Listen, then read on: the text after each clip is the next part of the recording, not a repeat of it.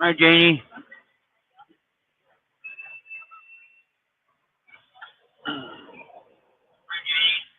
Oops, I got the other phone turned up.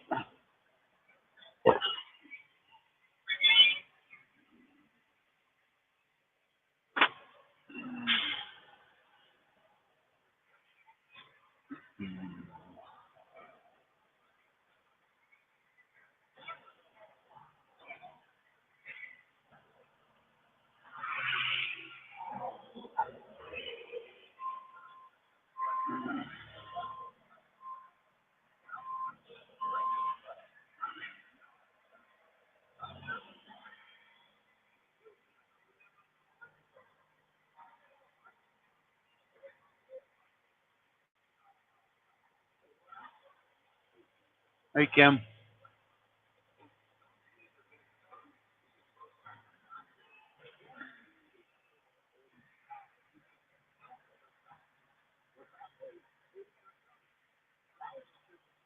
I need a nurse today. I fell when I was unloading, walking up the stairs into the guard shack. I'm in Liberal right now, headed up your way. But I'm sore as heck. My back's out of place. I can't move the camera. Straighten my arm all up. My shoulder's out of place. I'm just all screwed up.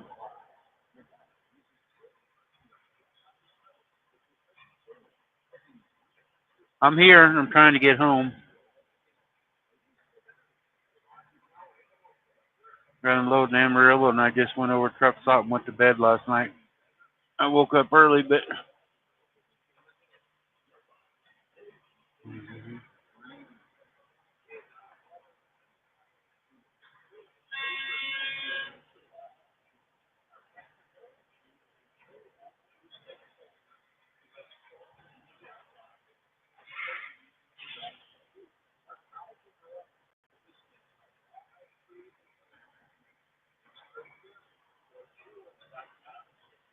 I don't know what this guy is doing backing up. There's a truck back there.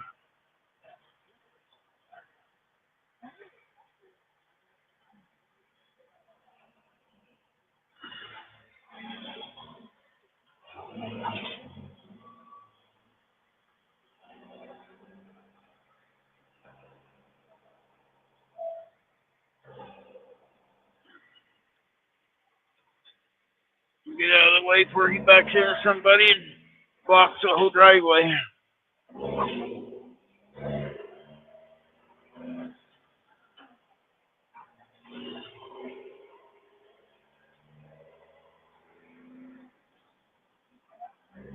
Yeah, I hope the scales are closed up here. I'm overweight, 380 pounds.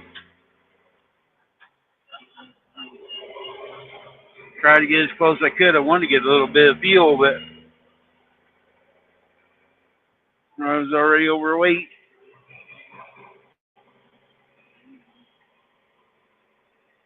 I only got one set of scales. It's just right up here outside of town.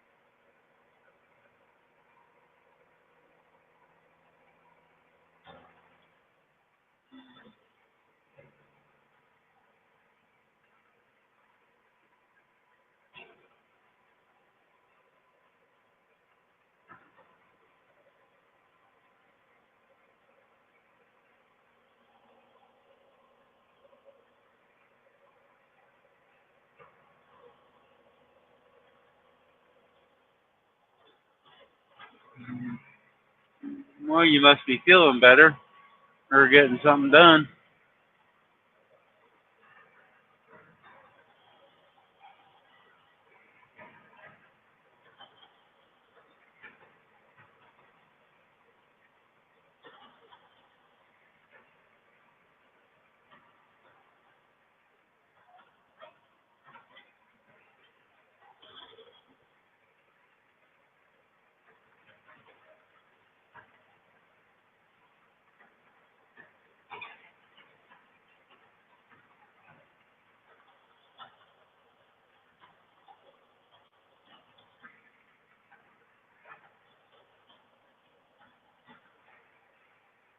That's good.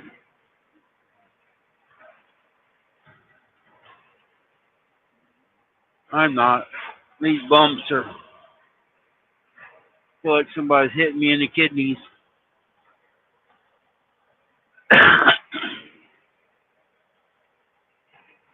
374 mile up there. And then I'm going home, but I think I'm gonna drop this trailer as a new quick trip there. There's a place to park. That's as far as I'm going today. I'll go home tomorrow. Shannon's out cleaning her barn. She ain't got hay. I just watch on the camera. She's getting ready for next week for the babies.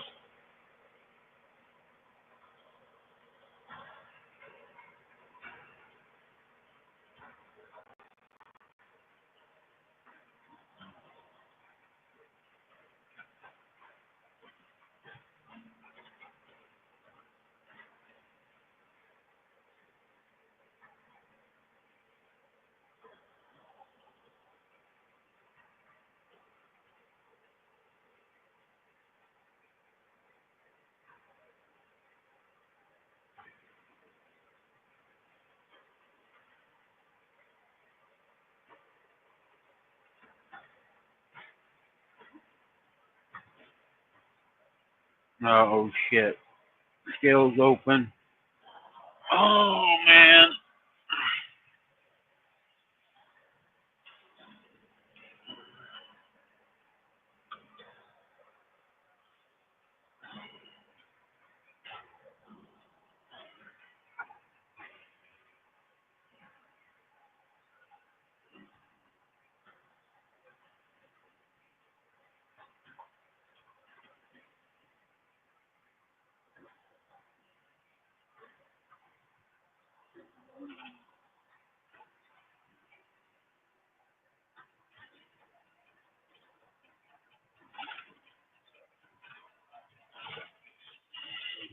I'm gonna get off my headset for a minute. I'll be right back.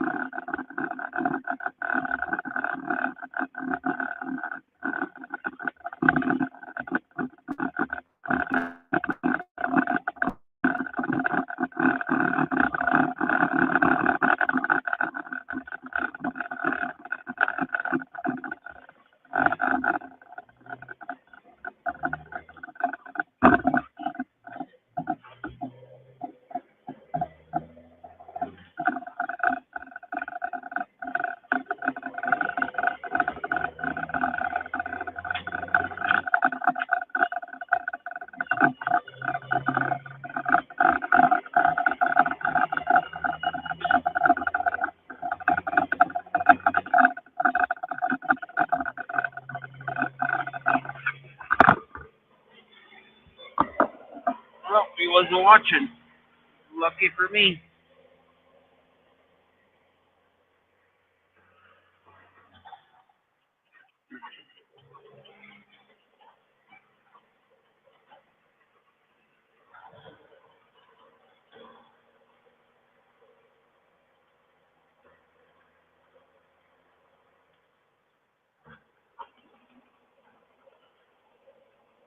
Hi, Cheryl.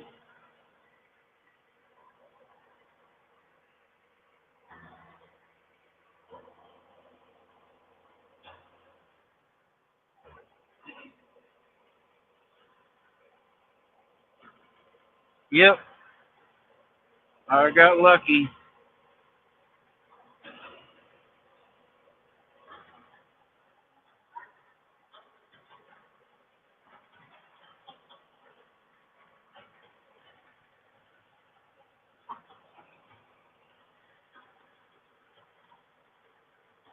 I told him when I got the bills, I go, something's wrong. I don't usually haul that much coming out of here. I got 44,000 on it. It's usually only about 43.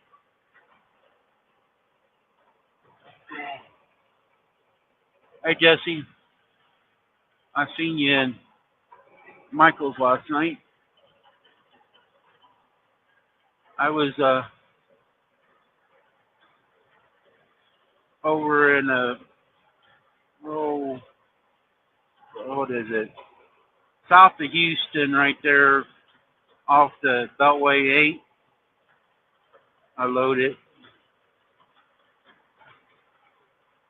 I had to be in Amarillo yet last night, yesterday at 5, so I didn't have much time to stay. Took them 6 hours to load. I know it's going to be 6 hours to load at a Colgins, but they tell me hurry up and get over there and get loaded. And I sit there. What the hell is the name of the town? Starts with a P.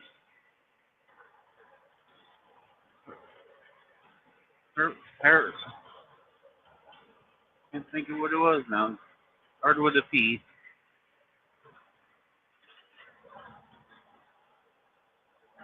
It's a newer industrial park. It's huge.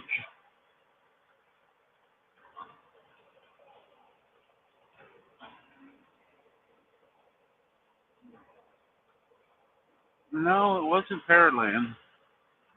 Paramount or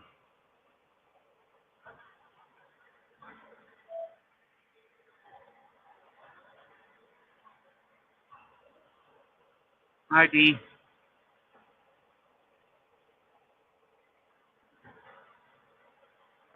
Paragold. Or I'd never been down in that area. Kind of nice.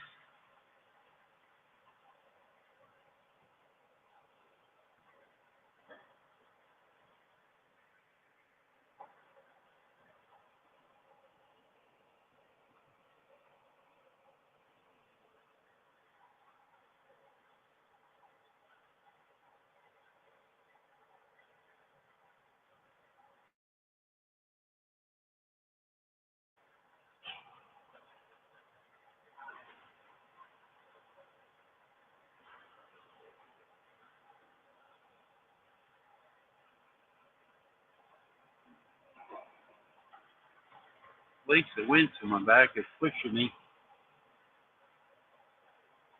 Gotta watch my speed though, 'cause it's pushing.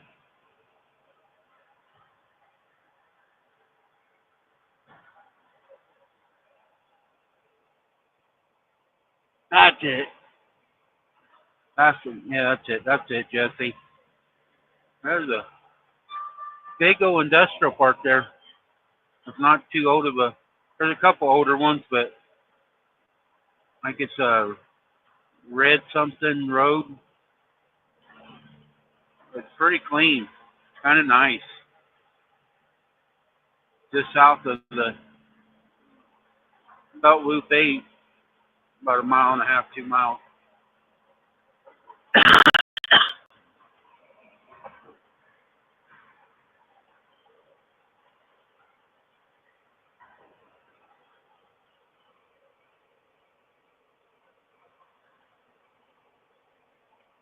Yep, Red Bluff Road. Yep, that's where I was at.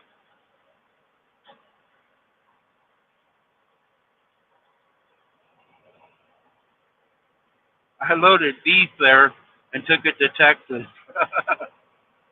Then got hurt last night. Walking into the guard shack, unloading Amarillo, and I was hurting when I was on Michael's. The handrail, somebody run over it.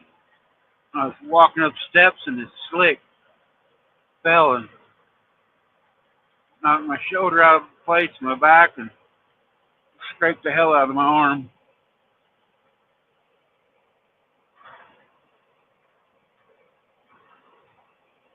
Oh, you're only about 10 minutes from that area? All right. I'll go back down there. I'll call you.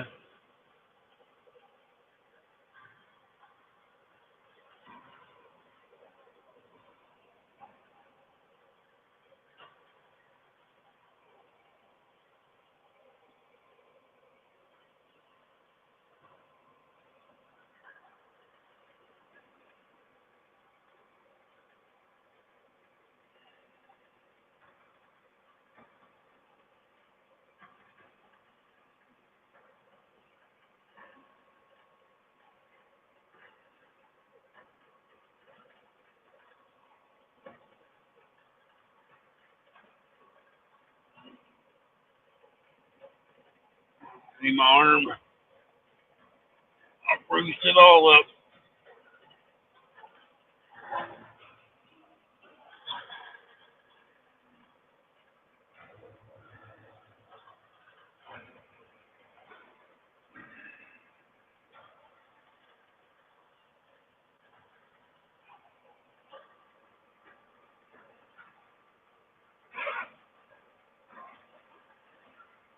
Trying to get my ugly mug back off of there.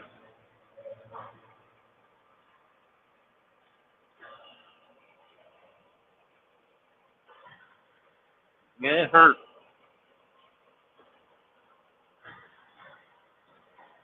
I went. There was a black guy working guard shack. Super nice young man. I had to go pee. I didn't know it was bleeding. I said, he seen me fall. I go, man, I got to pee, bud. And he goes, number one or two? I go, just one. They let me use the bathroom. They said employees only. I'm standing there and I get the look and I felt something on my arm, wet. And I got to look at the floor. I was dripping blood everywhere. And I go, oh, shit, bud. He goes, what's wrong? I'm going bleeding all over your floor, making a mess. So they grabbed me some paper towels and they looked. He didn't have no Band-Aids. And he actually went up to the building to where their medical deal is, and they were out of Band-Aids.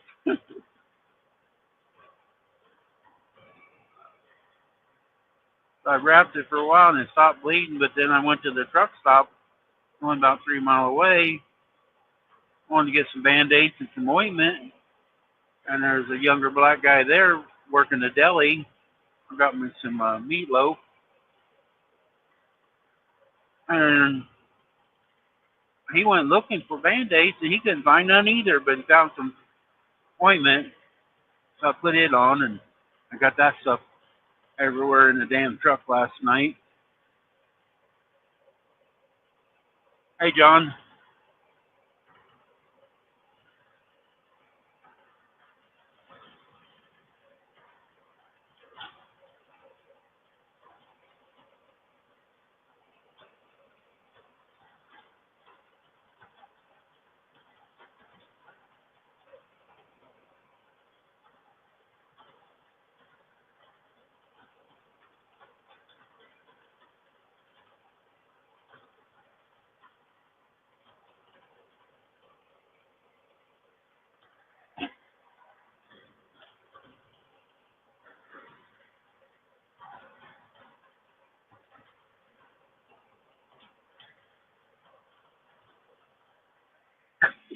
Oh.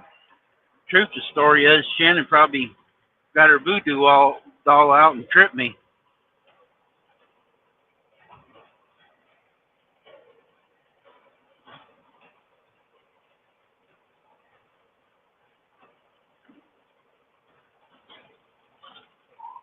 I just left Liberal, Kansas, Jesse.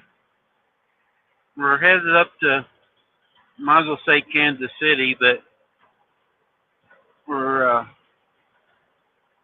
just south of Kansas City. Got to drop his trailer.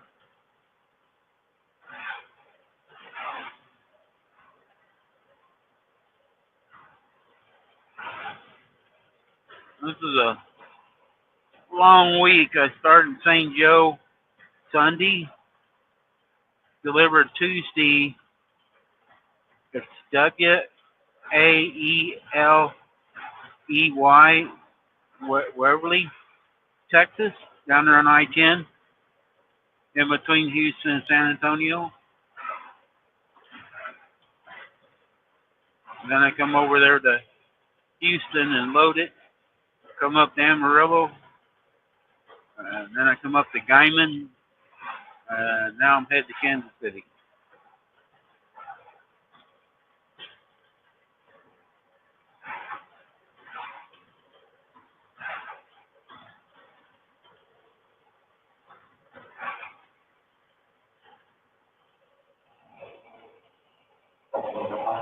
Hi, Sandra.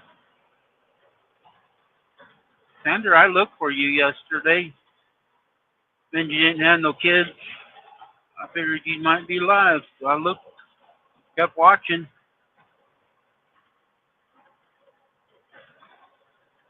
Or was it the day before? Uh-oh. Construction.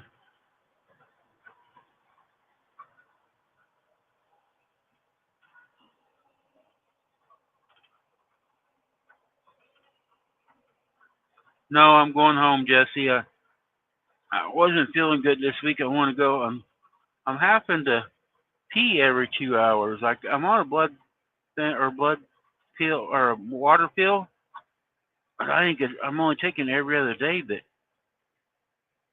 then I fell and got hurt last night. I'm out of place, so I'm gonna go to the chiropractor. So I'm gonna drop this off today and then go home. Take Monday off. Go out back out Tuesday probably.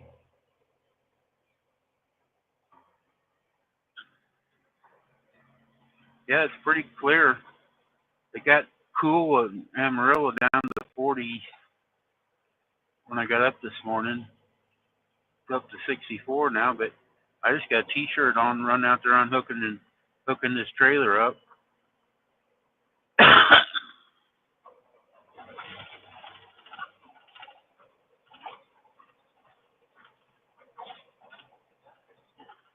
Yeah, that's why Shannon's out cleaning the barn.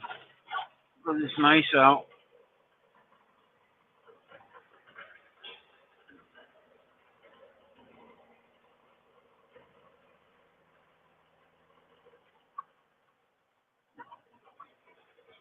They're going through different spots across Kansas here. It used to be just 2 lane all the way, but they're trying to make passing lanes or 4 lane in certain sections of it.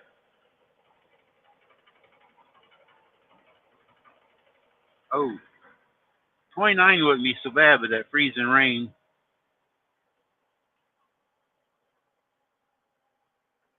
Shannon said she went and got hay, and the old man that she gets her hay from said Tuesday we're supposed to get rain.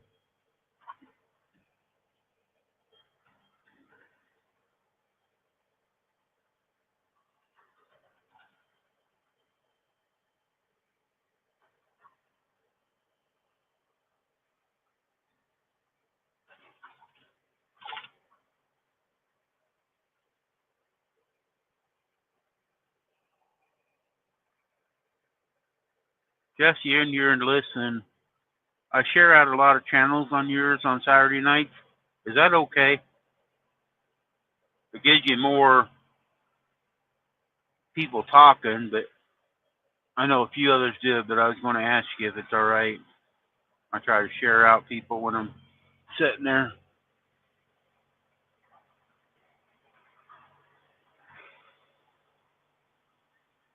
I'm not there to win nothing. If I win something, I'll always give it away, but I like sharing other channels out.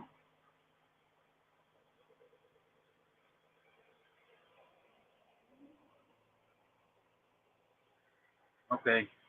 I like to ask. Figured you'd tell me you didn't want it done.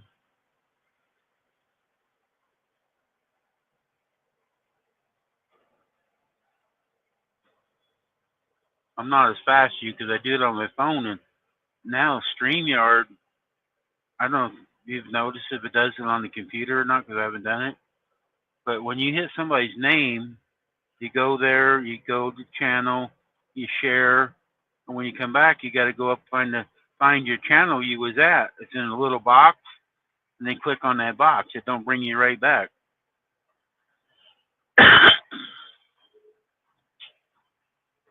Kind of a pain now.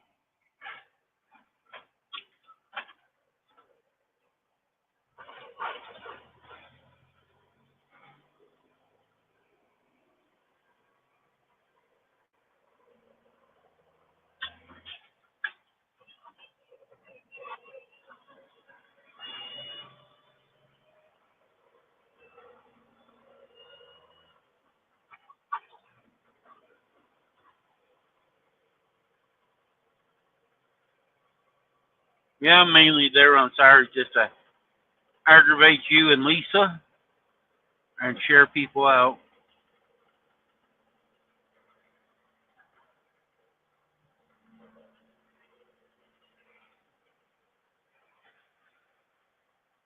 Hmm.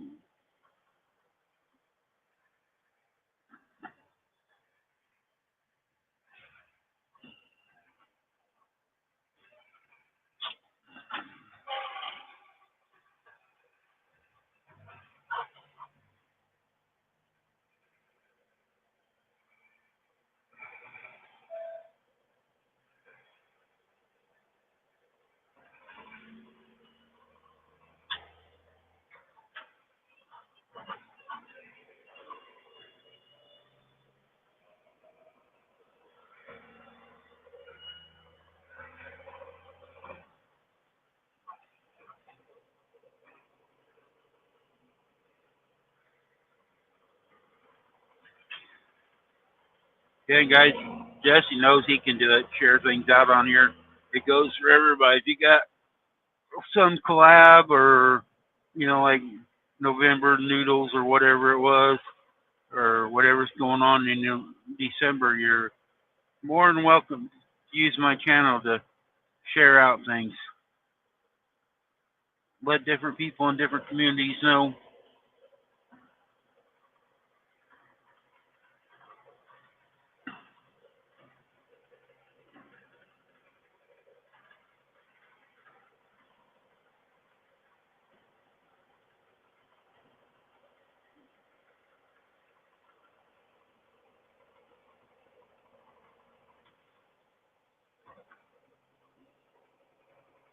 Um,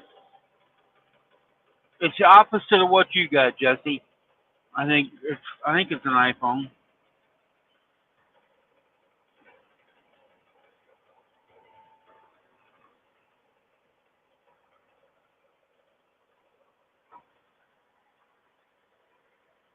I really don't know.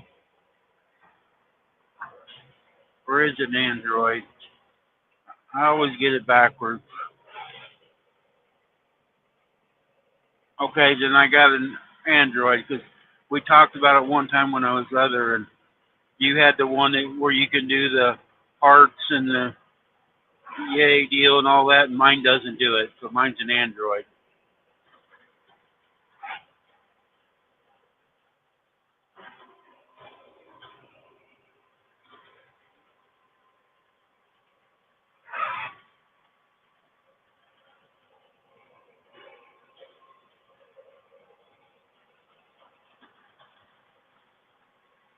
Yeah, because I tried to do that where you can get the hearts up and all that. We talked about that a long time ago. And the Android phones the only ones do that, and the iPhones won't. Or the Androids won't, but the iPhones do. I like that feature.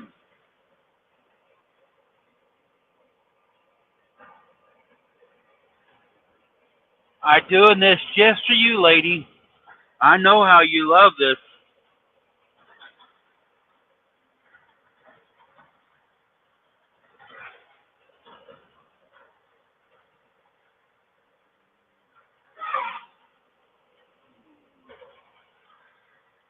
I know.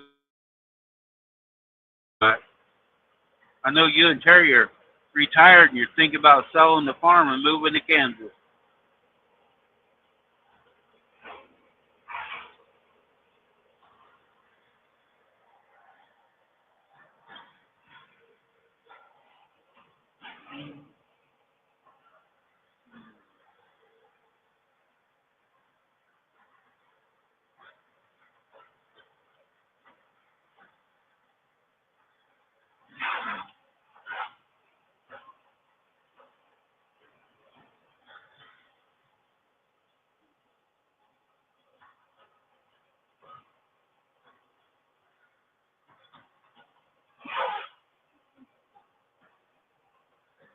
Yep, was.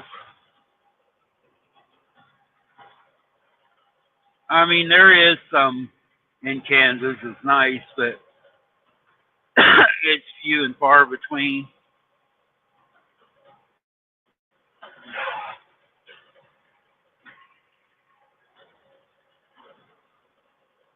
It sucks with the snowstorm out here, though. But it's so open and the wind blows and drifts.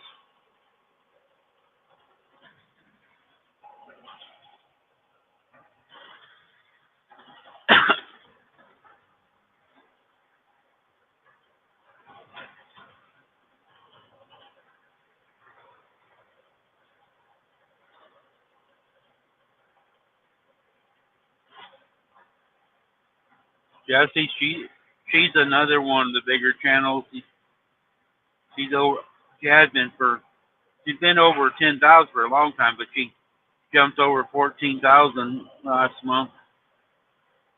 Like you and Ann Dale growing. I'm kind of stalemate because I don't do no videos. All I do is these lives, and I'm stuck at like 4260,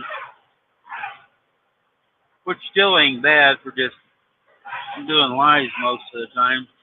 And then I stopped doing it for 6 months.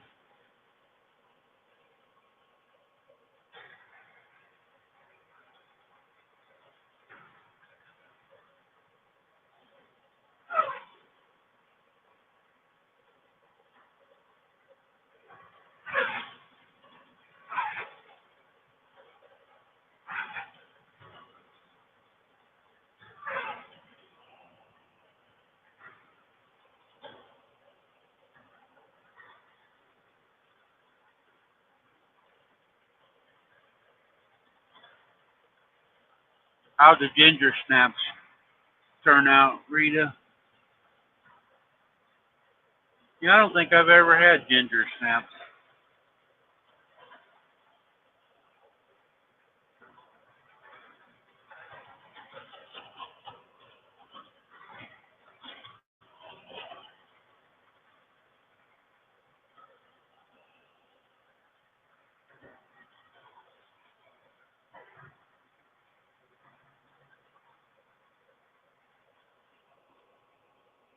Hi, Jamie.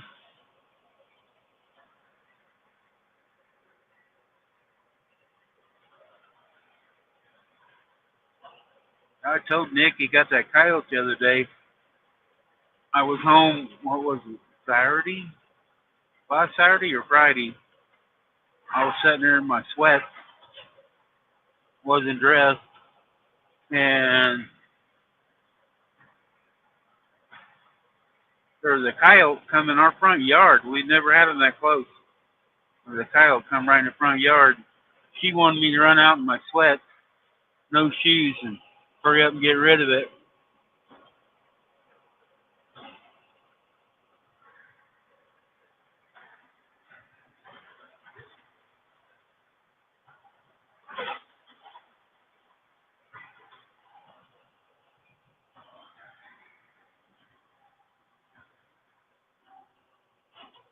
Some of you others don't know it, but Jamie and Jesse and a bunch of YouTubers are going next year really soon to Alaska on a cruise.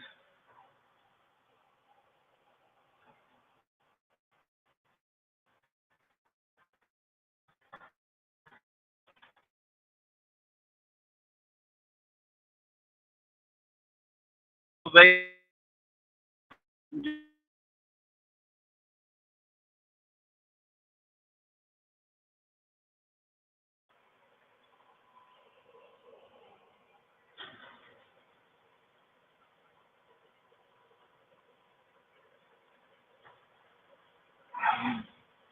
I think there's over 60 families going.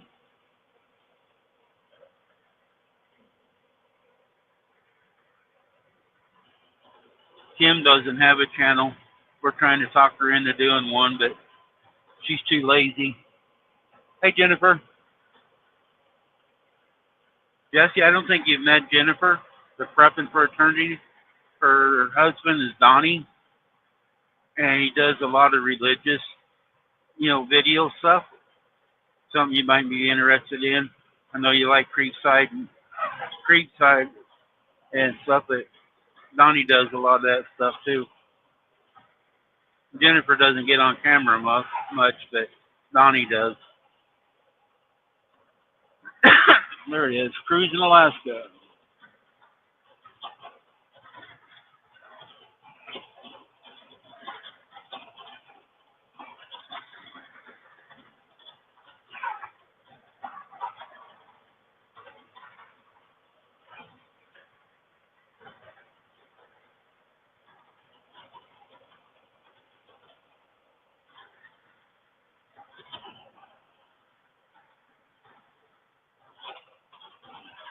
Jennifer, you need to jump on Jesse's there.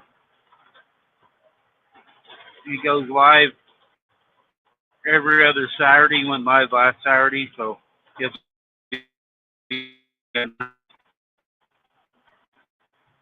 they do meet and greet deal, and then they give a lot of stuff away.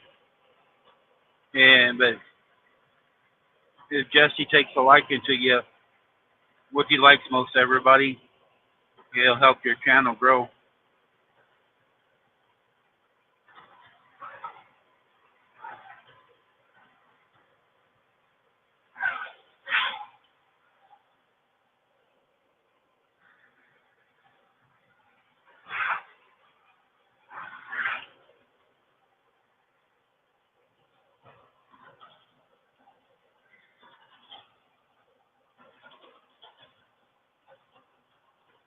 There you have Creekside Chronicles.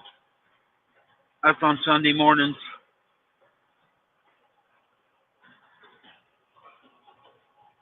Oh, Andrew, yep.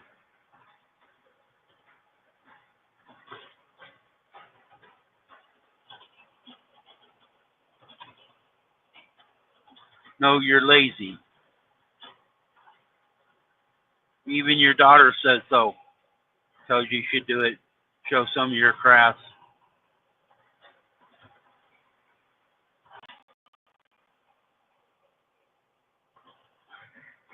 Bye, D.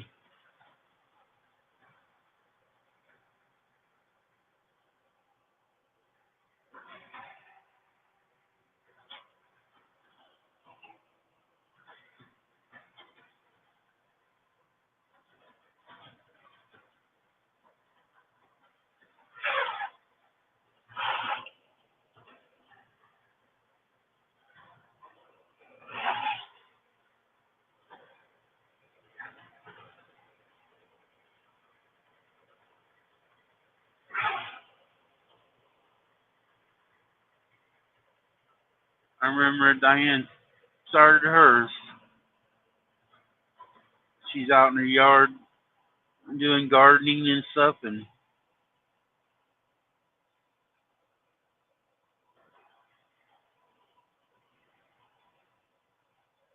oh, Jesse, I tried to call you the other day and tell you that the one that wrote your song for you, be watching him coming in. A lot of us a couple years ago blocked him. He was doing stuff towards little kids, and I'll leave it at that. It's great what he's doing for the songs and stuff, and I've been watching, and he really hasn't done nothing wrong. But 2 years ago, Nancy, our treasure at home, Nancy, her daughter, he was saying some weird shit to her. I'll leave it at that.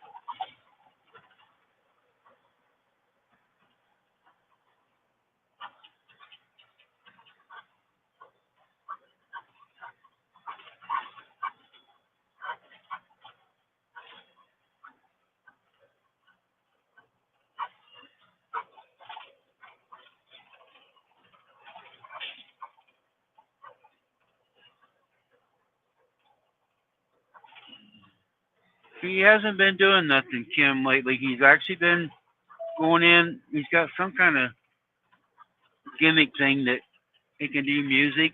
Jesse and Lisa plays it before. He's not charging nobody. He's done it for several other channels, but he hasn't been doing anything wrong. So I haven't been calling him out, and then I just tell everybody to watch.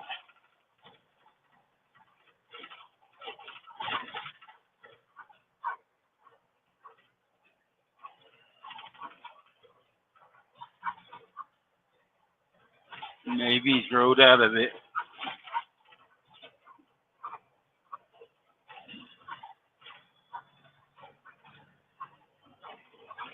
Hi, Linda.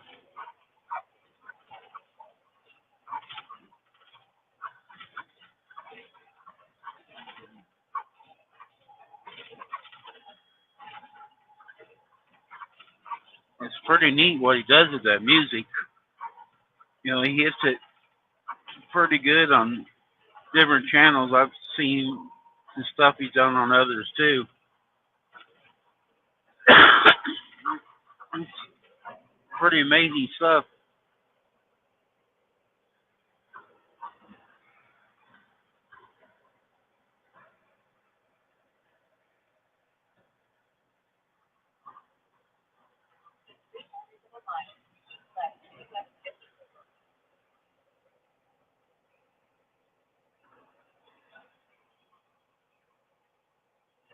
Yeah, I knew that, Jesse. I thought he was. That's why I didn't come real down real hard on him before. We just, a lot of it just blocked him.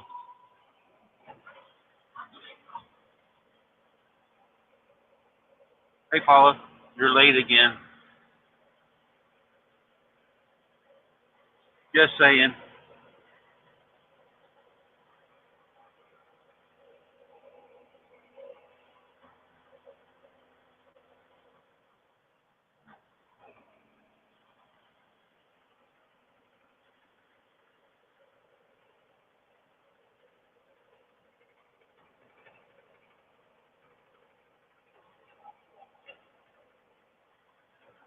Yeah, I don't know how that works, but I know it's pretty neat how he can do it.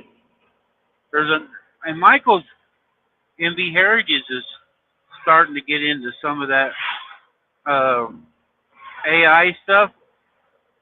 He's doing stuff on pictures or asking about a picture.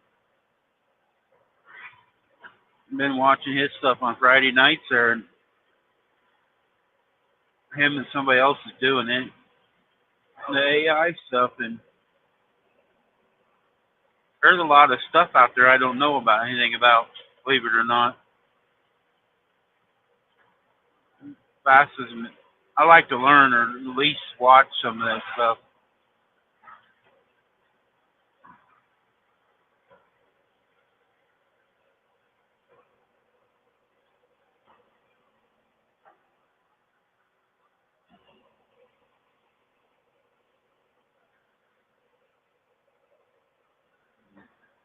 Jesse, if you want to come up, you can play yours if you want. Show them.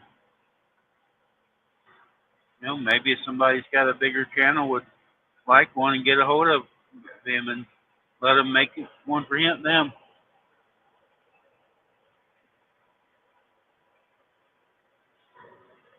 I got a deal that Shirley made for me, but it's not singing. But when I met you guys and everybody else, I met a little collab, but I don't know how to play it.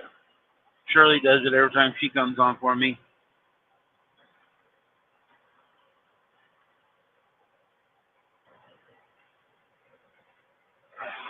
She sent it to me.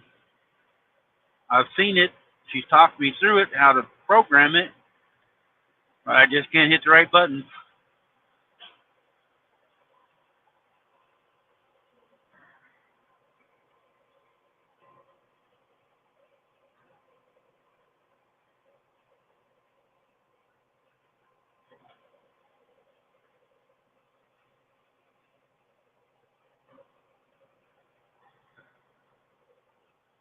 on all drives. And well, I've seen. I don't know. Maybe this is what you're talking about, Jesse. There's a couple other guys I watch once in a while when I'm not doing nothing. They're driving somewhere, and their chat actually reads it, or the phone will read the chat to me as them when they're driving. You don't have to read it. It actually reads it for you.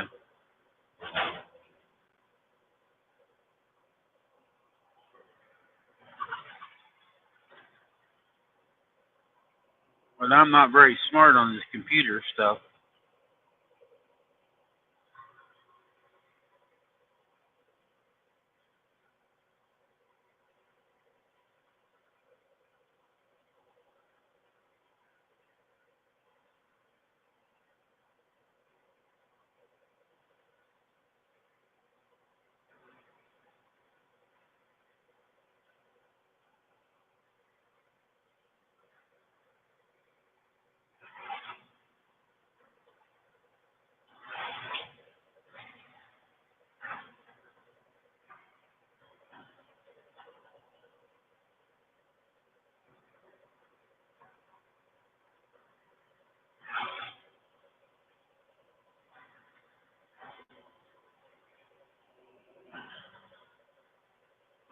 I just need a Lisa to ride with me, sit over there and read the chat to me.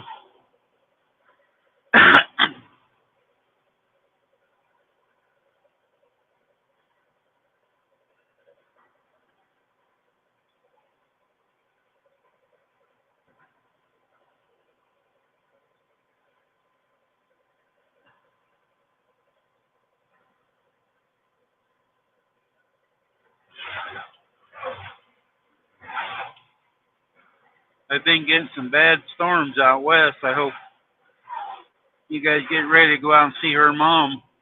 Hope the weather holds out for you.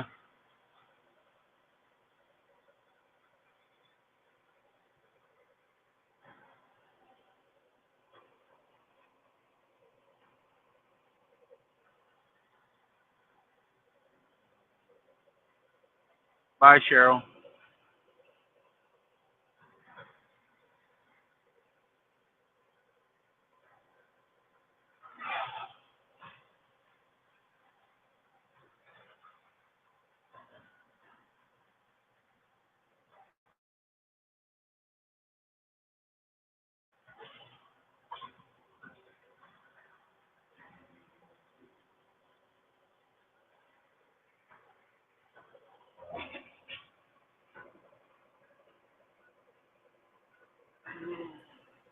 There you are.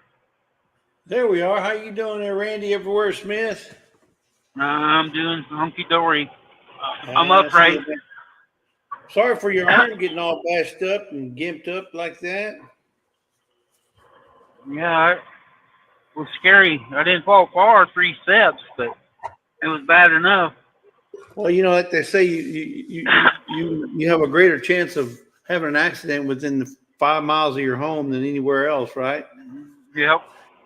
And so maybe it's the same way with getting hurt, right? Yeah, when I stepped out of the truck, I mean, I wasn't, just stepped out of my truck, stepped on the curb and on the steps, and I went down.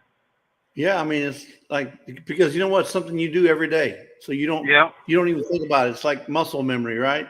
And it's something you do every day, so you're really not trying to be safe like you would if you were climbing on the back of your truck back there. You're going to try and, hold the handrails. Yeah, you pay attention more when you're loading you're tightening up your load or whatever, but you don't do that when you're just getting off your truck or getting on.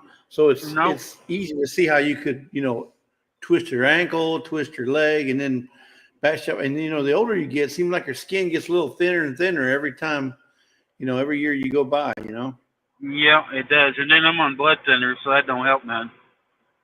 Yeah, and you said something about earlier you were having to go to the restroom a lot now? Yeah, every 2 hours seems like. Yeah. You might, well, I'm not sure if it has anything to do with a urinary tract infection or something, but you might have a UTI, or you could, it could be blood sugar related.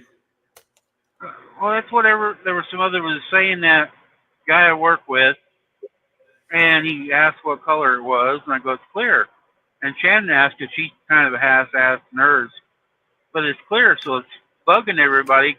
It's not yellow or smell funny. It's just clear liquid. Yeah. And do you drink a lot? If you have an infection, it should be yellow, what everybody's telling me.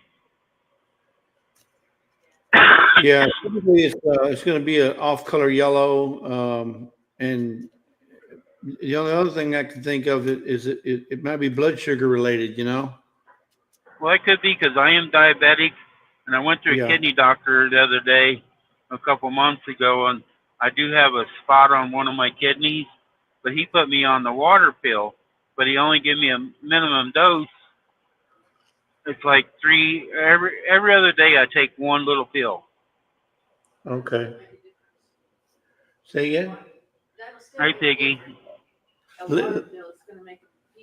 Yeah, Lisa says that'll still make a difference, that your water pill is going to make you want to go pee more. Yeah. Even if it's hard, once every 3 days.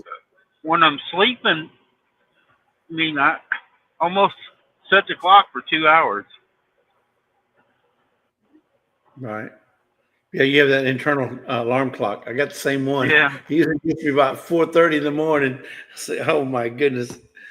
But I got it kicked in the butt. You know that, right? Because Yeah. now my alarm goes off at 4:30. I'm already up at 4. So I beat it to it. So I do that a lot. Like if I set my alarm, I'm up before the alarm. I want to be able to shut it off, I guess. I get up 30 minutes before I set my alarm. Piggy says blah blah blah. Yeah, Piggy, I got you. Piggy in the house. But no, you were talking about Jake. Actually, he goes by, his name is Jake Husden, but his channel, and that's what he calls his channel, because I guess Jake Husden was already taken. The name Hudson, the name Hudson was already taken, so he changed it to 2 letters, and that's Jake Husden, Husden, Husdon. The thing with him is he's got some challenges that he's working with, work up against. Now I don't know him personally. I've never met him in person. I just know him through YouTube, and I don't know his family or anything. But what I've heard was he's had some challenges. He's mentally challenged, and he's having to work through that. And yeah, he has.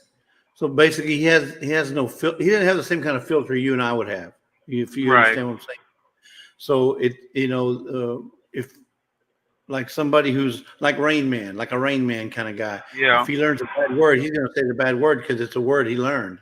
He doesn't understand that there's a consequence with that word. It may offend somebody or whatever, and it's just like he doesn't have a filter. And so he's working on that, and he's getting treatment, and he's trying to get on the straight and narrow. But yeah, it's like I said, I've been watching him on other channels, not just yours, and he's been interacting and hasn't been doing nothing wrong. But 2 years ago, he was really bad. Yes, and I tried to correct him because he come in line all the time when me and Jerry was live all the time. He would come in and talk and do things, but then he started doing stuff to some kids, and I told him it's not right what he's doing, but he didn't understand, or I wasn't getting through to him. So a lot of us blocked him back then. Yeah, and I think, I mean, he wasn't doing nothing real bad, but it was bad enough, that borderline. Yeah, I didn't want him to get in trouble for. Yeah, it's borderline. Yeah, I understand.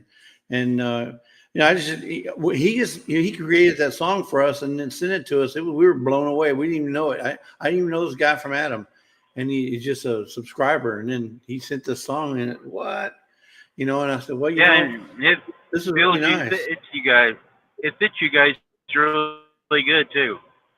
Yeah, he did a good job on ours. Now, whether he picks the melody and the song, whether it's country or rap or whatever, whether he does that or the AI does it, I don't know. But he really picked us a real good one for us. But so we're trying to encourage him, okay, trying to get him to continue to do what he's doing. He doesn't have any. I don't think he has any steady income coming in. We helped him out. We brought him like 3 months worth of, because he has to pay for this AI program. It costs monthly, kind of like StreamYard. Yeah, we want to keep him busy, so we paid for of that subscription for him so he can go on. Now whether other people help him out or not, I don't know, but I just want to keep him. If you understand, keep him busy, keep his mind busy doing stuff like that, right? As opposed to, because there's sometimes I see where he goes on live because he's bored. Well, that they say the idle mind is the workshop of the devil. So we want to make sure he's always busy and doing stuff. But anyway, so seems like it's been working for him here lately. I mean, there's other channels talk to him about doing it. Yeah. So. And there's a lot of people that don't know his past. I mean, I've heard of it. Right. I don't know. I was never in any of the lives where he was out of control. So I can't say firsthand because I saw it or heard it, but I've heard stories. And you just, with anybody, I mean, you know this, you've been on YouTube long enough. With anybody, you just have to give them the benefit of the doubt. And if they mess up or mess with you, then you just, you tune them out or block them, whatever. But I give everybody a chance until they mess with me. Yep. That's what I do on here. Everybody's welcome. Just be respectful to others. Yeah, I mean, you want to be treated. You want to treat people the way you want them to treat you, like you would treat them. Yep. With respect, kind. Just be a nice person. Nothing doesn't hurt to be nice. In fact, it's easier. I think it's easier to be nice than it is mean. One of the old sayings too: a smile on your face moves more muscles than a frown does. So yeah, it's less muscles to smile than it does to frown. Yeah. Anyway, so I see you're driving in some perfect. I mean, looks like perfect weather. Yeah, the wind's blowing from the west to the east. If this old Dominion truck would get out of the way, it'd be even better. But yeah, now we got some ugly windmills. You guys don't draft off each other, do you? Do what? You guys don't draft off each other, do you? You can a little bit. It does help some on them, believe it or not. But I don't like tailgating somebody, but that people do tailgate me, and I hit the brakes when they do it. I don't like it. So you never know when something's going to happen. Right. And, your reflexes of where you want to stop or they blow a tire. But it does help. You see people doing it all the time, and it does help your fuel mileage. Yeah. Well, I tell you what, you got that camera mounted really well because it's not hardly any shake at all. Or either that or the road is completely smooth. This one ain't too bad here, but I got a different. The mount that I got from you, it was in the old truck, and it ended up breaking. So Shannon had this one here. It's like got one arm and comes out, and I was looking for a better one because I wanted to get it up a little closer, so over the hood, because this big hood's kind of hard to get the camera up out of the way where I can see, and you guys can see. Right. And then I read the chat, so I got to be able to see it too. Like right now, I have to bend up to see the chat because the last line is underneath the steering wheel. Yeah, what you need to do is you need to have yourself an iPad, because you can make the chat a little bit bigger and have that to the side going. I got an iPad that I run my notebook or my logbook on. Yeah, we ought to put the chat on there if it'll let you stream. Put the chat on there, and you can look at that. It's a little bit bigger than your phone. I never thought that. You just have the sound off, have it on mute. That way it doesn't affect and you can see the chat. Because I know how hard it is to look on that StreamYard, or even YouTube on your phone. But there's some guys I was saying before you came up. There's some other guys that drive down. There's a guy that drives down the road, and somehow you can hear his chat is reading it to him. Yeah, they have there's a bunch of apps that are like that that'll let you do that, where you can program it to read instructions or read the chat. It's not just for chat. It's for people who do a lot of driving and need to listen. It's basically like an audio book, right? You can download those apps, and it reads whatever you're reading to you. And I imagine it works the same with the chat. Would you look into getting you some seats for the camper? I did. I've been looking at. I have been looking, but I haven't found anything that's reasonable. Now you can go on those Chinese websites and find them for like $200, but I don't have a good warm fuzzy about going to Temu or anything like that because I don't use Temu. But a lot of people who do, and they got them on there for like $200-300. But the ones I like are right around $900. You know. There's a lot of salvage yards around you. They bring a Right. lot of trucks in from different parts of the country into Houston and dismantle them and send them overseas. Look on some of them places, their sites. Yeah, I may have to go down to. You remember where you came at first time when we picked you up in that Yeah. area? They got a lot of truck places there. I may have to go in person because when I try to look for it online, they don't have them. They don't have them listed. You know, they're not showing Oh, I anything. don't. Yeah, so I may have to go in person. I'll sell you a couple, but I'll throw in the truck. The truck has got Hey, your no, stickers I'll on. tell you what, It's still no, sitting there. they tell you what you said. Look, I got 2 free. I'll give you 2 free seats right here, but the truck costs Yeah. 150,000. I'll throw in the seats for free. If you're looking, some of the better ones I think are Bostrom's. Bostrom, like BOS. Yep. Bostrom. Yeah. They're some of the more comfortable, reasonable price. Well, but there's also Randy. I don't know if you know this, but there's also what I've been seeing is there's these ones where you don't need a new chair, you just need the base, and the base Yeah. is what do you call it? Air ride. It's an air ride base. So Right. You just change the base. Yeah, they do have And- them. Yeah, you can just get the base, keep your seat. Right. Keep the seat and then just just change out the current base I have now with the new air ride base. Yeah. How you And you're spell that going to name? want BOSTOM. Okay, Boston. Okay. But Like also, Boston. you're going to want they got regular ride and low air ride. You're going to want, because if you want to use your seat, you want a Right. low air ride. That way you're not sitting way up. Right. Yeah. Because right now, I Hey, think Alvin. my rise on mine is about 10 inches. Oh, 10 inches. You might be able to get ready, like the one I got in my truck then, the regular ride then. I mean, that's what Low I got ride now. might be, hey, it might Yeah, be too low for yours then. Yeah, the base of the seat, or the top of the base to the floor, is about 10 inches. Yeah, it would help you guys a lot when you're traveling. Yeah.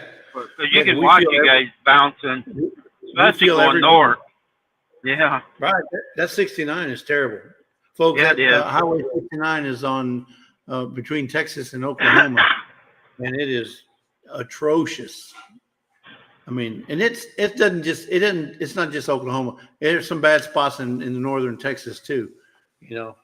You can add air ride to your suspension, but it costs you a lot more than what a seat would. Oh yeah, no, I'm not going to do that. But hey, do you carry snow chains on your truck? Nope. You don't ever carry I snow chains? I don't run in the areas where I need them anymore. Oh, okay. I was going to say, because I know there's some places like in Oregon, Washington, parts Colorado. of Idaho, where in Colorado, where you have to have snow chains, and even for my RV, I'm supposed to have our chains. So I try to avoid those areas, especially in wintertime, because that can be expensive I know you're only using them for your drivetrain, but if you really want to control, you need them on the front wheels as well. No, I don't run out in them areas anymore. Now, where I'm leaving, we're going to go out there. So they will get us a set and pay for it if we want to go, but I just avoid them areas. I used to carry the chain. Believe it or not, I've been out here 40 years. I've only chained up one time, and that was in Kansas City. I was at a warehouse where back down inside, and the snow had melted a little bit while I was sitting there unloading. But it froze down inside that building, and I couldn't get up out of the building. and I took and put the chains on instead of calling a tow truck, and dug myself out. Yeah. Hey, Alvin Lewis, how you doing? Now I've been stopped out there in Oregon. There's Really? Snoqualmie. They have parking areas, Mm-hmm. and I just wait till the chain law goes down. I don't put them on. Now, if you get out there and the chain law is down, then the snowstorm hits and you don't have the chains on you, you're right. You can get a ticket. Yeah. Yeah, you have to carry them. ODOT, which is the Oregon Department of Transportation, they're really bad over there in Oregon. I say bad. They're sticklers for following the rules of the road over there, especially for truck drivers like you. Yeah, that's the only state in the union. They have that port of entry when you come out of there, when you come into the state. Right. And you go through there and it's got a timestamp. Now, if you get stopped going across there, like you get almost to Portland or something, you get stopped, and they look and see what time, and they can figure out you were speeding, they will give you a speeding ticket. Yeah. The only state that does it. The only problem with that is, there's going to be times when you are speeding. It's because Oregon is like this.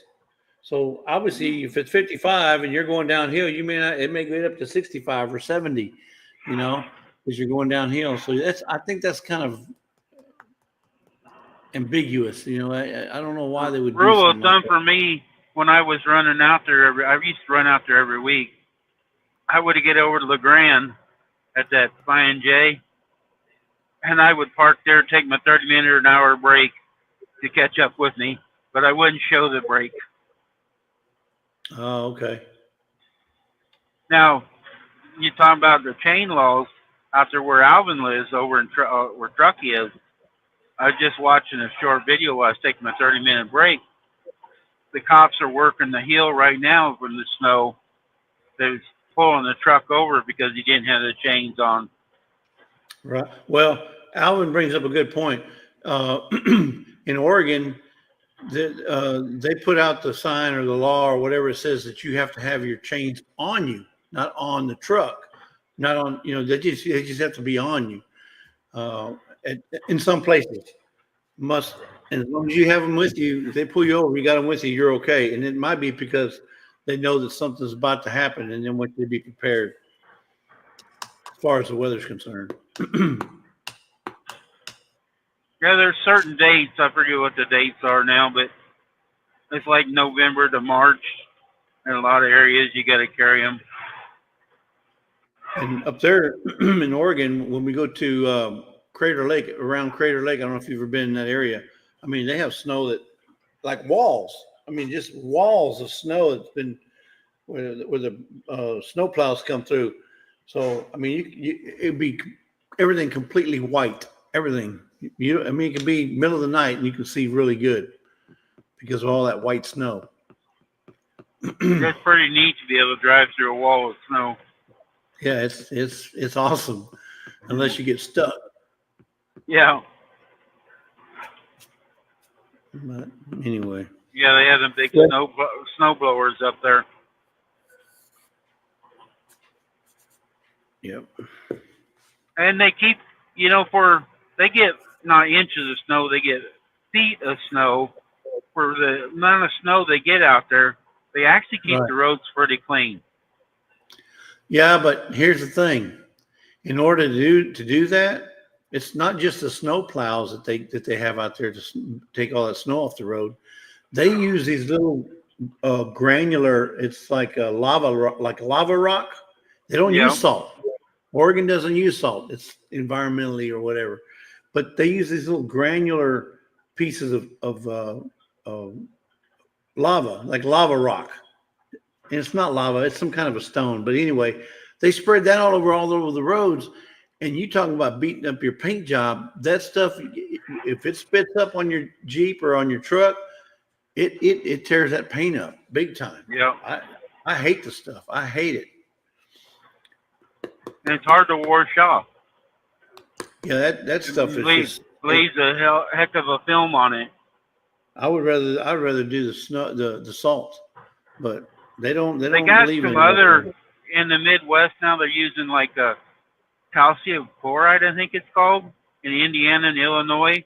They can put it out on the road 30 days before it snows, and it's still good. Yeah, it's kind of like that de-icer stuff that they use for the Yeah. airplanes. Yep. Now there was somewhere they was trying like a beet juice. It's not supposed to be corrosive or nothing. I don't know how it works or not, but they're putting beet juice out. I seen a paper about it about last year. They was using it somewhere, trying it. Yeah. I never heard of that. But there's a lot of things I never was heard of. at.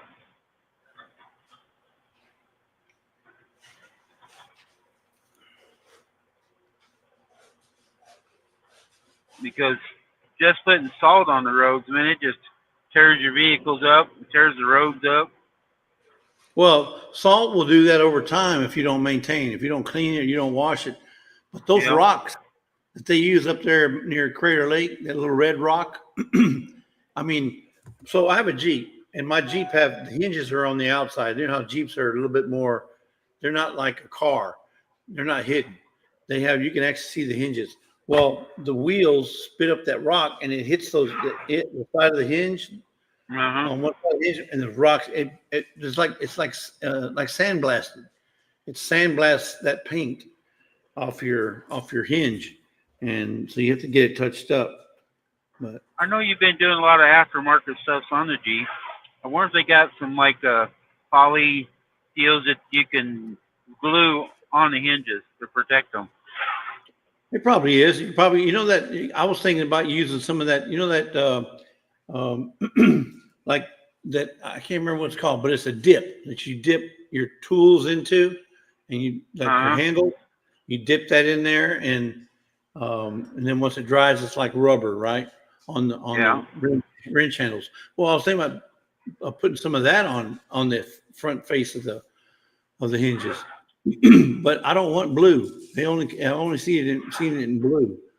Now, you could get the bed liner stuff too. You can get it in different colors now. Yeah, that probably wouldn't be too bad if it was black. But I'd rather have clear if they got clear. I ain't seen no clear. I know I've seen other colors. They've been on different shows I've been watching. They've been using the bed liner, like on the bottom of my tanks. If you paint my tanks, they'll put this bed liner, and it's the same color as the paint. Yeah, you guys got a nice Jeep. Yeah, if they can make it the same color as my Jeep, that'd be great. Maybe that'll help protect it, but that stuff is terrible. Yeah, that would catch a lot of stuff. How much longer you got to your destination? 300 miles. 300 miles. Wow, that's at least 6 more hours? Yeah, five, 6. I gotta stop and get fuel. So probably 6. Yeah. You gotta stop at the Culver's and get you something to eat while you're up there too. There ain't no Culver's down through here. There's not? Nope. I figured they would be there. They're based out of Wisconsin, I think. Yeah, there's none through here until you get up by Kansas City. Oh, okay. We got one in St. Joe, but you don't see them down here in Kansas.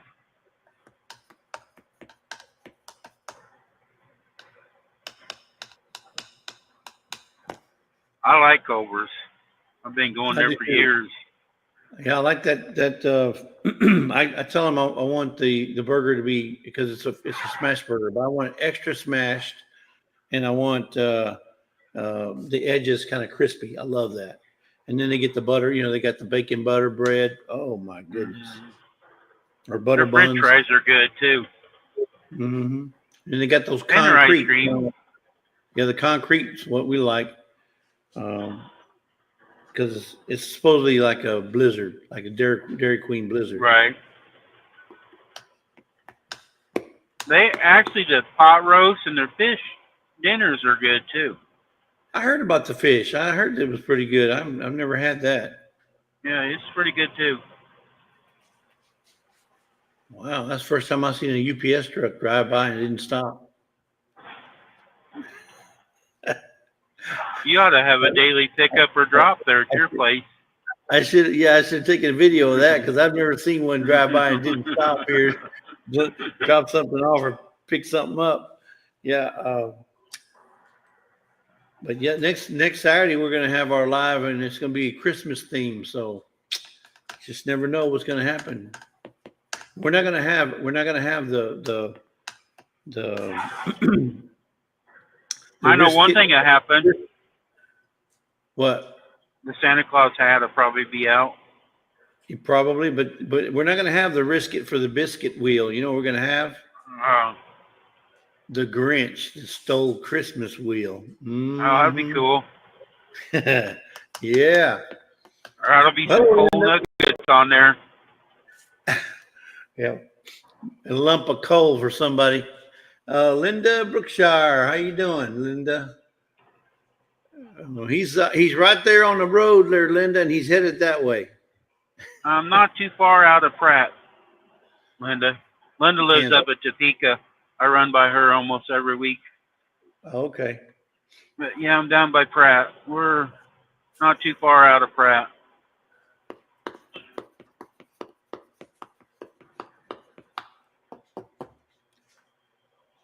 Yep, they were having. I've been watching the opening, well, the reopening of the Notre Dame in Paris, France. I was listening to that on the radio earlier. One that burned. Yeah, they're doing the reopening ceremonies right now. They got all these dignitaries and Trump's there and Mrs. Biden is there and there's a whole bunch of people there. Yeah, Trump's actually. I've been listening to Fox this morning. Because I was in Amarillo this morning, I drove up to Guyman, and I hooked up, and then I drove up to Liberal before I went live. And so I've been listening to Fox, and they're telling all the dignitaries and stuff. Trump's been talking to a lot of them, interviews on Fox this morning. Yeah. They spent, what, $800,000 or something like that to rebuild the place? I don't remember. No, it was like in the millions. It was like what it meant? It was like 60 million, and I think, and I think they said 36 million of it came from United States donors, U.S. donors. That's right. Yeah.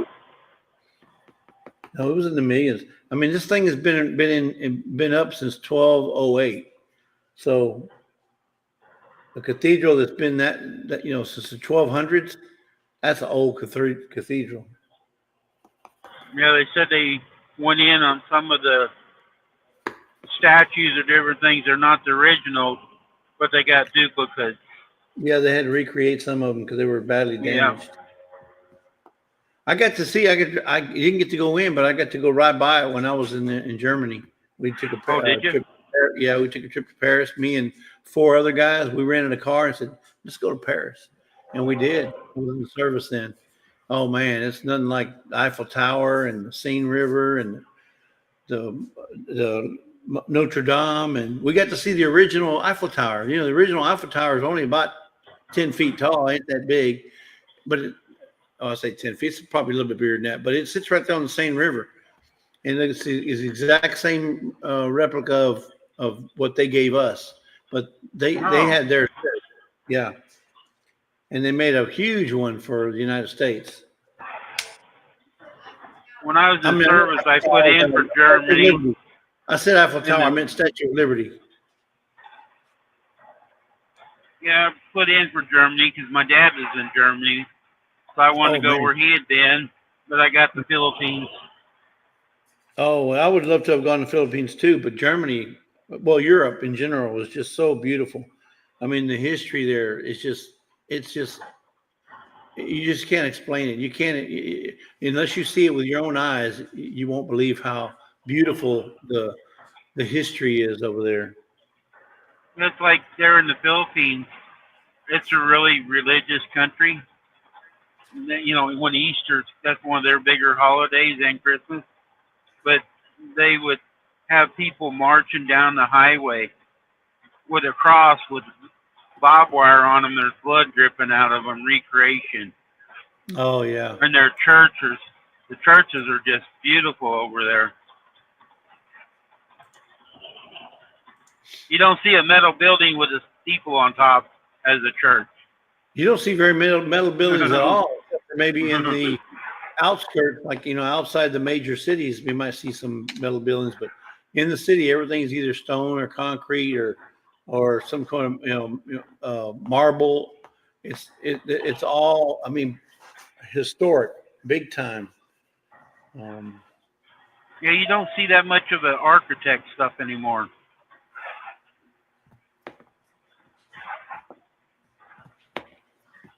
Some of the old buildings are just amazing. The craftsmanship, you know, how they carved out some of that stuff was all carved by hand. Oh yeah, some of it took decades. Took decades to finish it. Yeah. In fact, they were talking about that on the cathedral there. There's parts where it got so bad where they had to recreate or rebuild gargoyles that collapsed from the top, because you know they have those gargoyles up at the top of the structure to kind of, I guess they use those as back in the day as protectors of the building.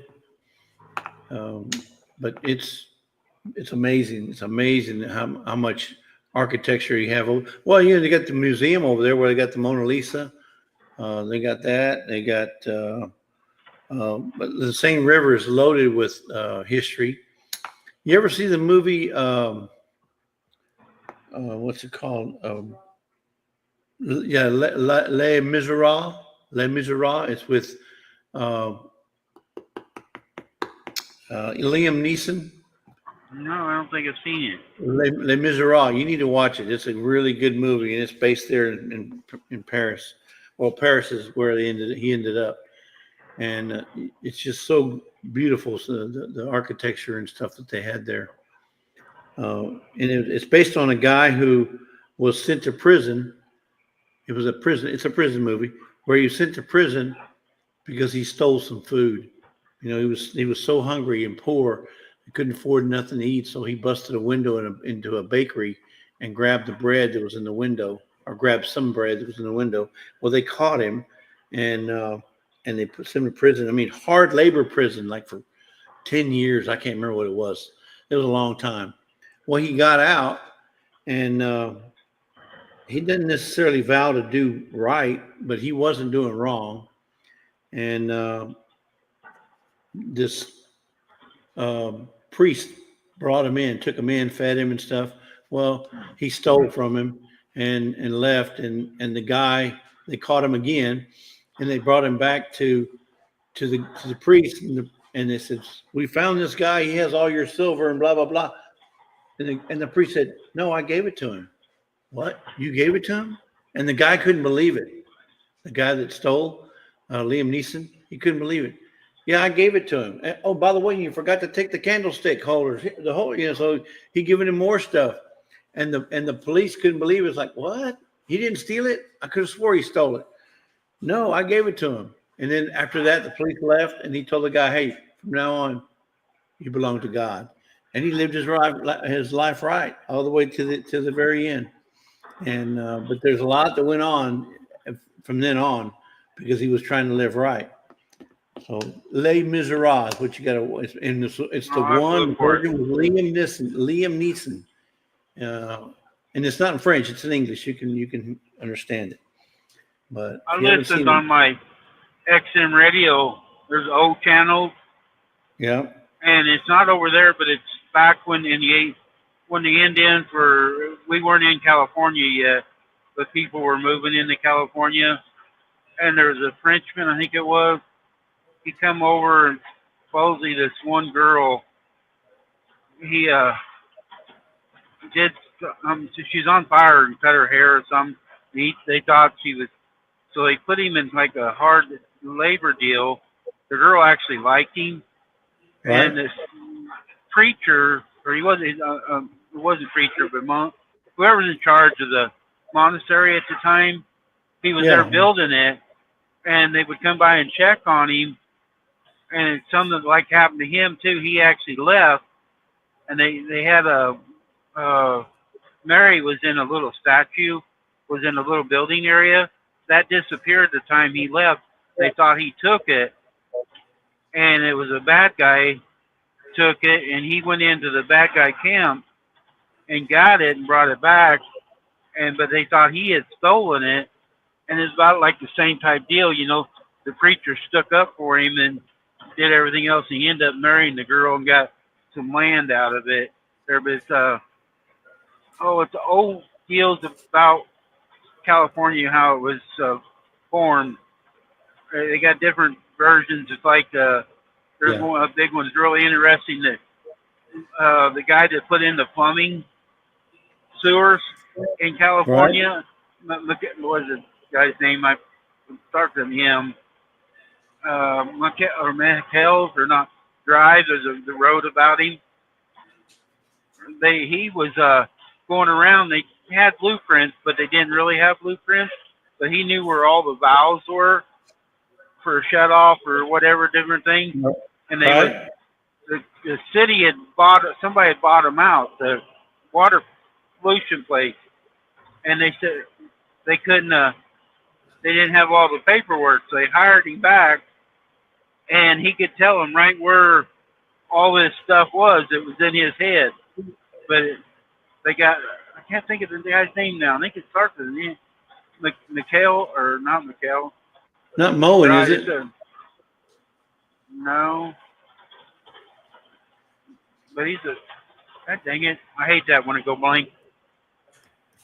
McCullen Drive.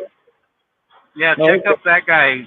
He was the one that put in, he started out with just a ditch digger with a shovel, but he was working really hard, and the boss, a supervisor, showed up and asked him what he'd do, and he's actually telling he didn't know the boss was the boss, and told him he needs to work harder.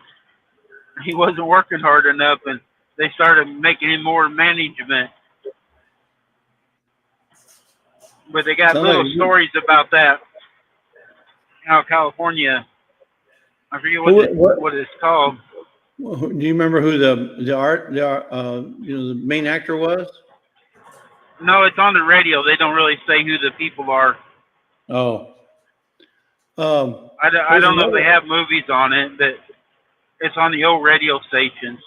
Yeah. Well, I mean, who the main character was, not the main character. Yeah, I don't know. There's another movie you need to watch when you get home. Obviously, not now.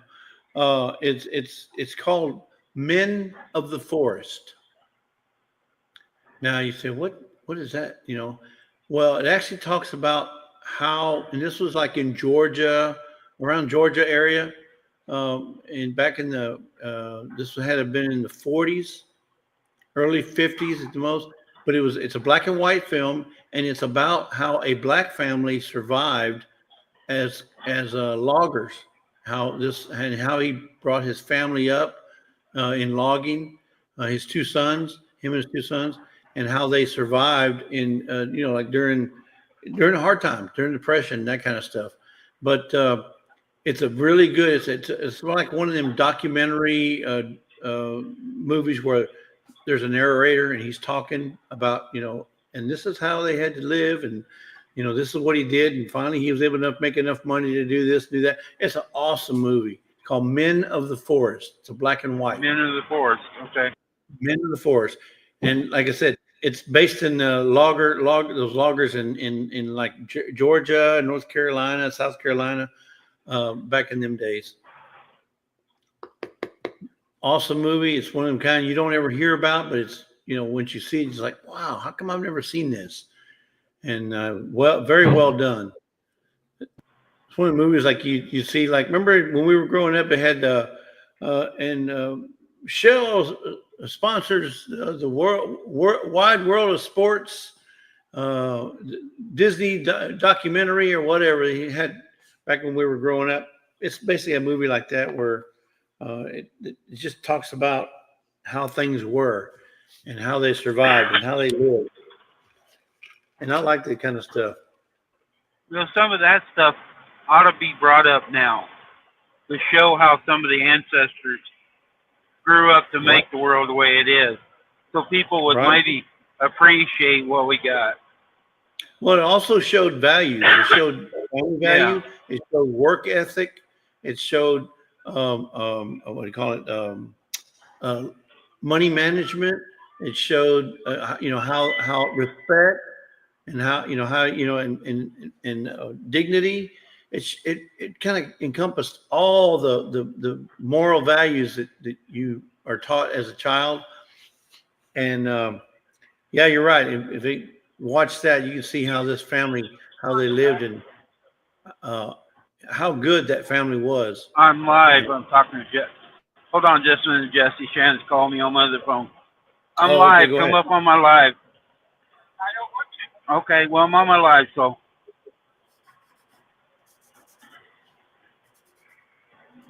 Hey, Randy, if you need to get off, you need to get off. Oh, no. No, we're all right. I told her I was going to go live this afternoon, but she usually comes up. But if I click onto it, I don't know if you have this problem on your phone when you're driving. If I click onto a live while I'm driving or any phone number somebody calls, I'll have to touch my phone and it'll go black. Right. I have to keep touching the phone every few minutes. Yeah, because it's trying to whatever you're going to go to, if it's a phone call or if it's a text or a message, it's trying to automatically give you that display. That's all it's doing. Yep. But it goes black. I mean, yeah, I could get off with a phone call and be back like we are right now, and I just keep having to touch the screen where it goes black. I don't lose. People say I don't lose anybody, but I lose it. Yeah, like it's trying to time out or save the screen. Yeah. If I don't touch it, I'm all right. If I don't answer no calls. Yeah. What we were having problems with is when somebody would call right in the middle of your live, they'd call and it would disconnect your Bluetooth. Oh man, that's aggravating. So I almost have to turn off the notifications every time.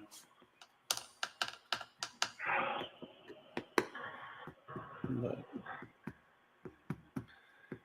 anyway, so what you got planned for Christmas? You gonna be doing some more driving or up to Christmas? Because we only got a couple more weeks. I'll be out on the road. I was hoping to drive in Thanksgiving, but they got mad at me and didn't have me a load. But I'll probably be driving Christmas. We're like 2.5 weeks. Because Shannon's got to work Christmas Eve, so.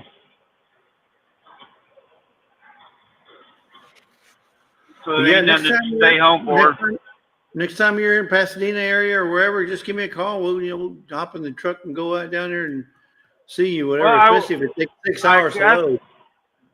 I got sick the day before, and they had a different load over there by you, and I gave it back because I was sick. Oh yeah, give me that one. So you're sick. Don't be calling me if you're sick. Well, no, I'm not going to go around nobody. I'm not going around nobody when I'm sick.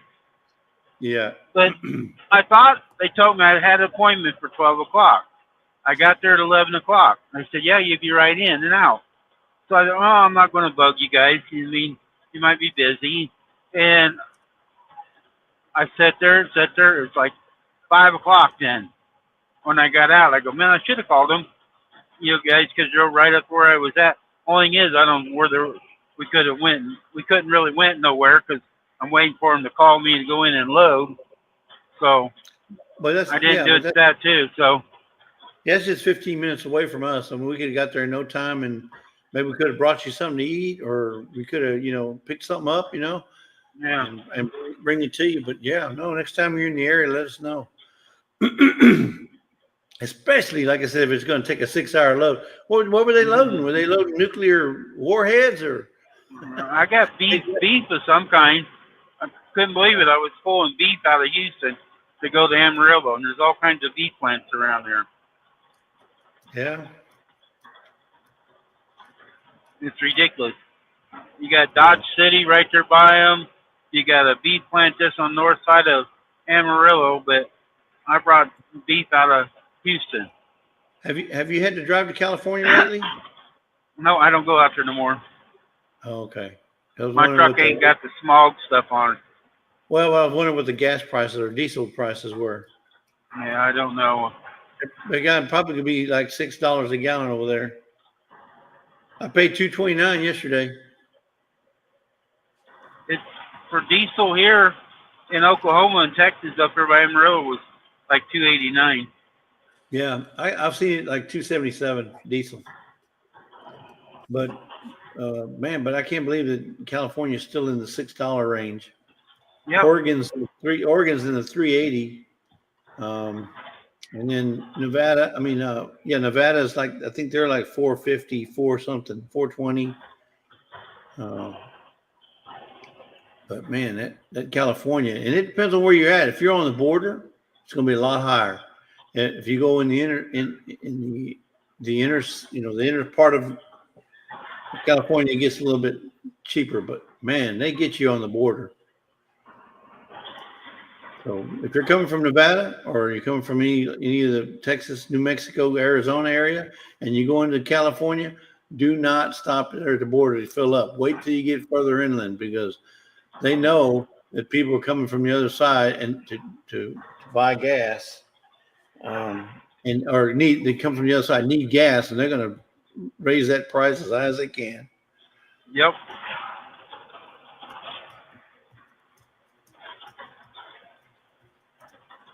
One thing too, in your motorhome, is it a gas or diesel? It's diesel. Don't get that Love's diesel.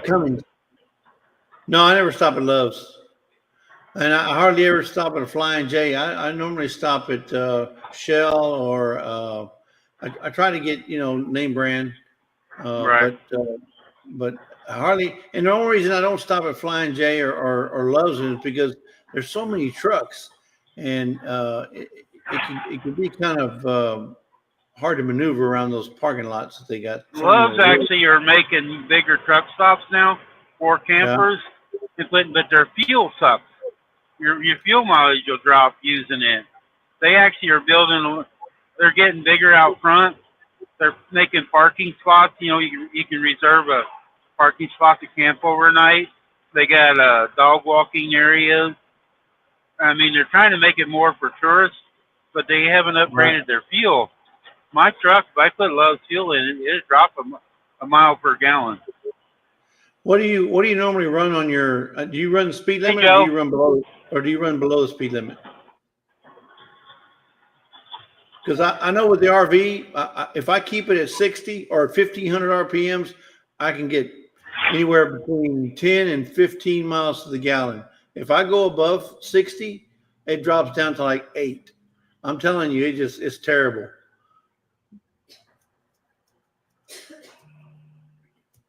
So I usually keep it below the speed limit. Yeah, we got a special appearance, Joe. What's up, Joe? Joey, he's in the house. Yeah, Joey. Randy shamed me into coming on up. Special appearance by Jesse Wright. Ginger put out a video today. Joey's getting to be like the god. Yeah, Joey's getting to be the Godfather Junior. When he's in anywhere, he does as much showing different things, sharing things out as you do. Yeah. Oh, he's getting pretty good at it. He's good. He's really good. He's one of the best ones out there.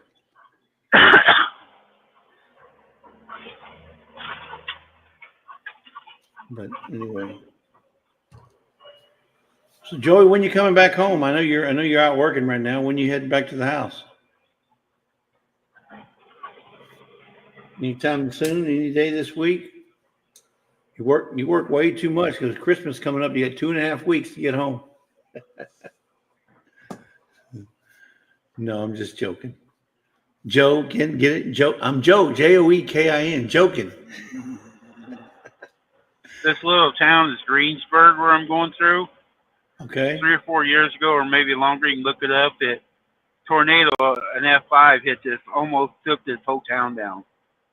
Really? I come through here the day after.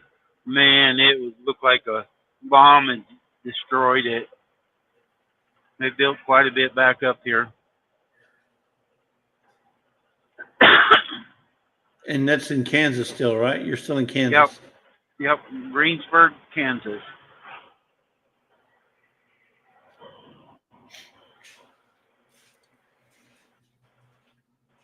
They got hit really hard from a tornado. You had a little dead zone there for a second.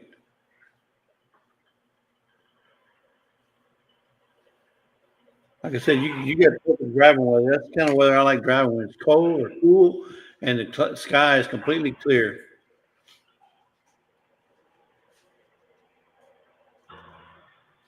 Yeah, it's not a hot day. I got my window cracked, no air on. 63 degrees out. Yeah. Driving around in a t-shirt. Yep. Yeah, this morning I woke up. I thought, yeah, I'm going to get my sweatshirt out or coat when I get up to Guyman. I figured it'd be really cold. It was a little breezy, but I didn't have to put no coat on.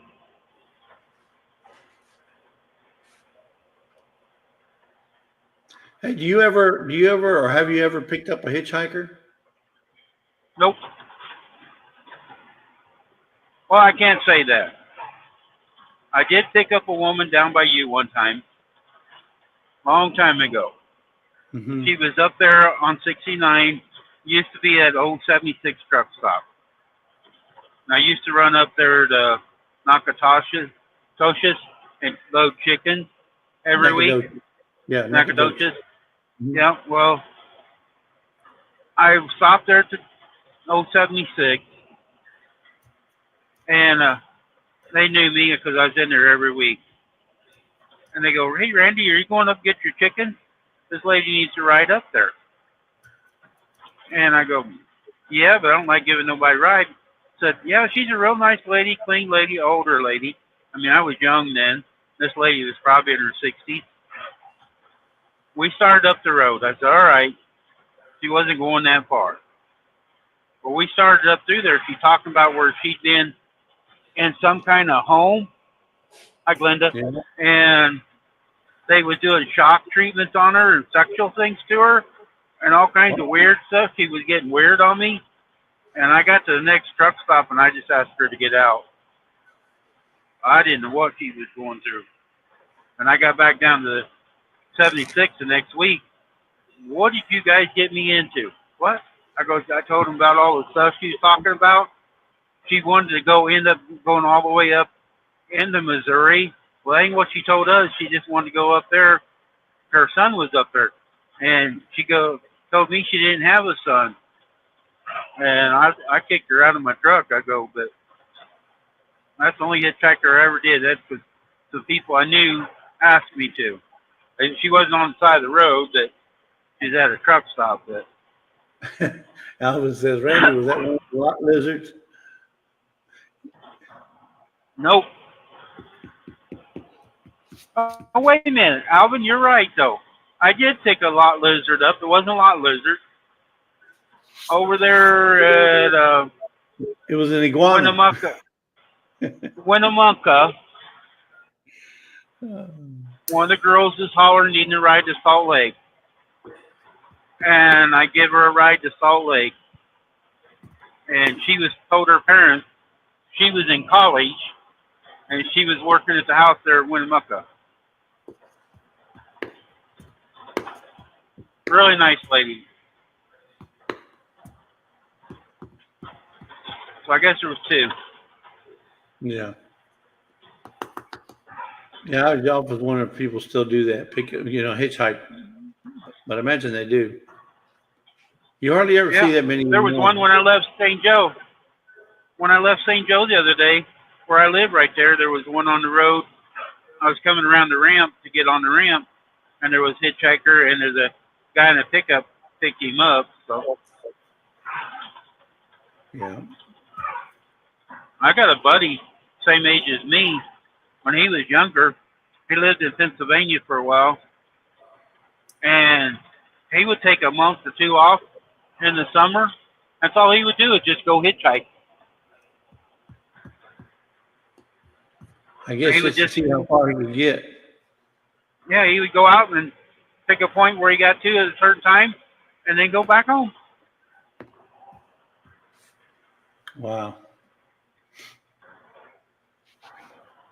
So this is the last load. You're not going to be picking nothing up after that, huh? So you'll be heading back to the house. Well, I picked Shannon up, and I regret that every day.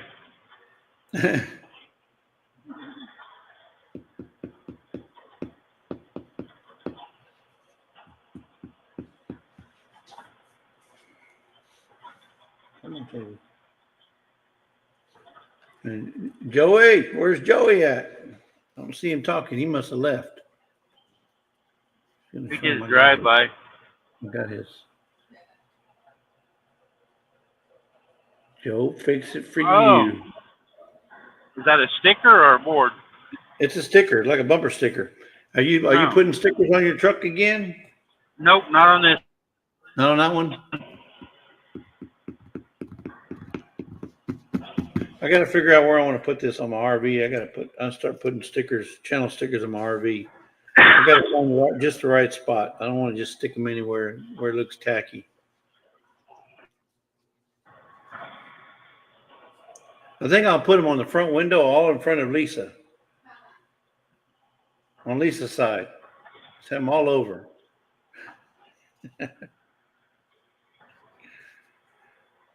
Whoa, Skip.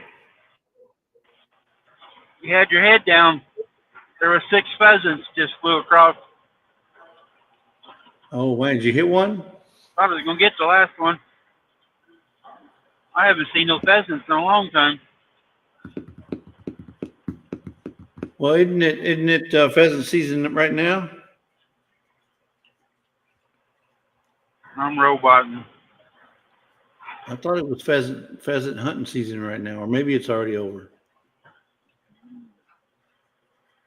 I think it is season. I think it is too, but I'm not sure. There were 6 of them. Because I think Dale was talking about that. Dale and Johnny talking about pheasant. We used to have a lot of pheasants in our area, pheasants and quail. We don't have any pheasants anymore. I just see a few quail. We got so many coyotes.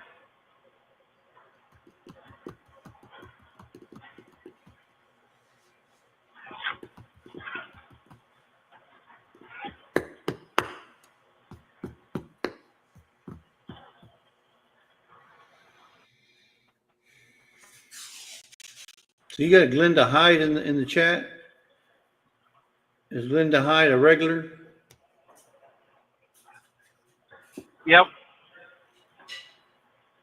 I go on Rita's a lot at night. They do a lot of making quilts, and a lot of the ladies over Rita's got as many people as you got subs. Yeah. And a lot of them been coming over when Rita's not live. Come over here and chit chat. Yeah, Rita's Roost. Yeah.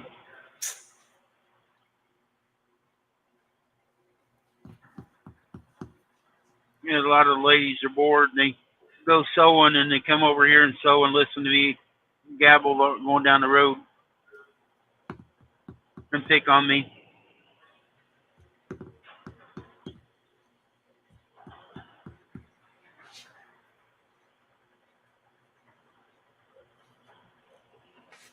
And they still got this big old pomp and circumstance parades and all kind of stuff going over there in Paris right now because it's nighttime over there. Probably about, I don't know, what, about 12? No, it's probably about 9 o'clock at night over there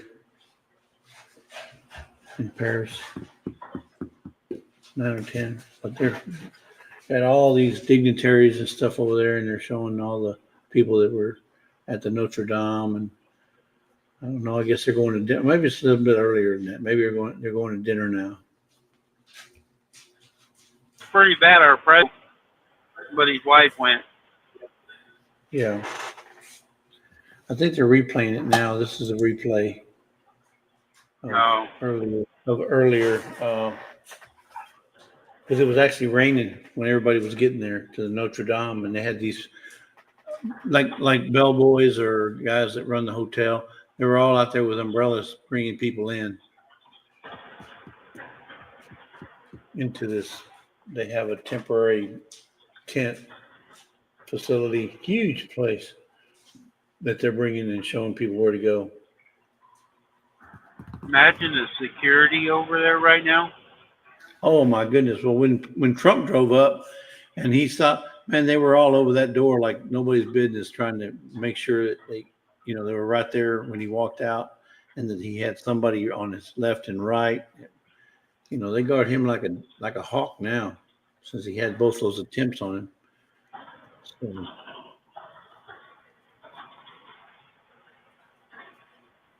So, there's somebody shot somebody in New York.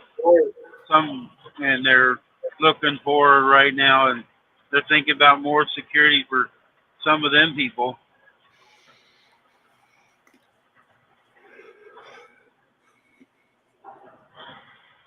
Yep.